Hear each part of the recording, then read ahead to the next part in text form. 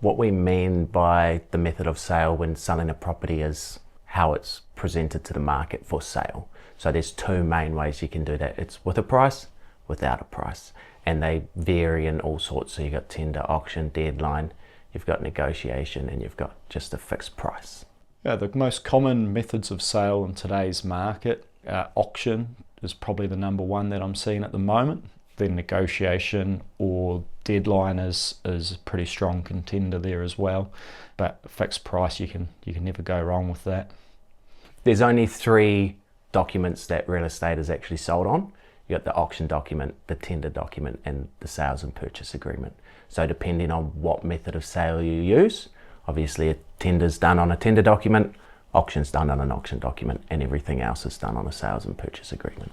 An auction would be the best option for sale of a property when it's in a bracket that you know is going to be very active with buyers, where there's going to be multiple buyers there wanting to buy that home, and that's going to create the best outcome of an auction.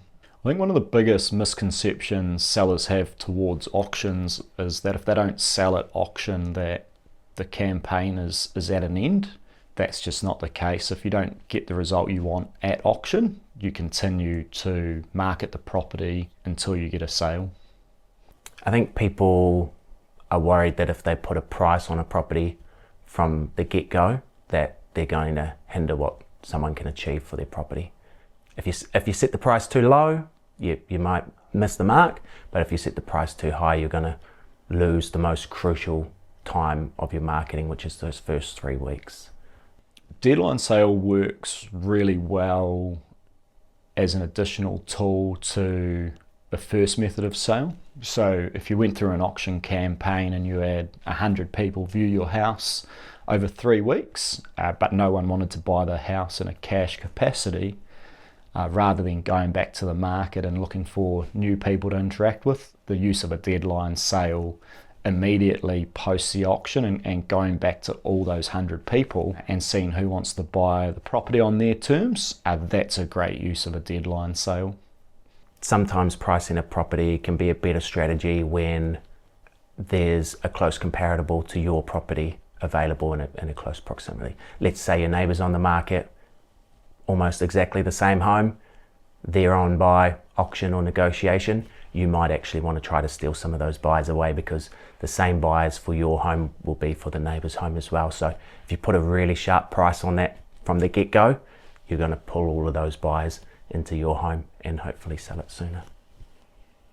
When you price your property, you want to probably run through an unpriced campaign, whether that's a tender, deadline, negotiation or auction first. And if you don't get a result through one of those methods, then pricing your property is going to be the next best option following one of those campaigns. I think marketing is super important no matter which method you choose. Buyers don't just look in one place, and there's different ways of finding buyers. There's active buyers and there's passive buyers, and sometimes people are going to buy your house when they see it and they just see it's for sale and they fall in love with it, and that's how they buy it. When I sold my house, I know the importance of marketing, so I invested what I thought was an adequate amount to get the right amount of people to see it to create the competition. Buyer competition is one of the most important things when considering which method of sale you use. Obviously, if you do get the buyer competition right, the value of the sales increases significantly. The method of sale that you choose can affect your final sale price. If you don't choose the right method of sale for the current market, there is a chance that you don't create the right buyer competition, therefore not actually achieving the maximum result or maximum sale price for your property in the current market.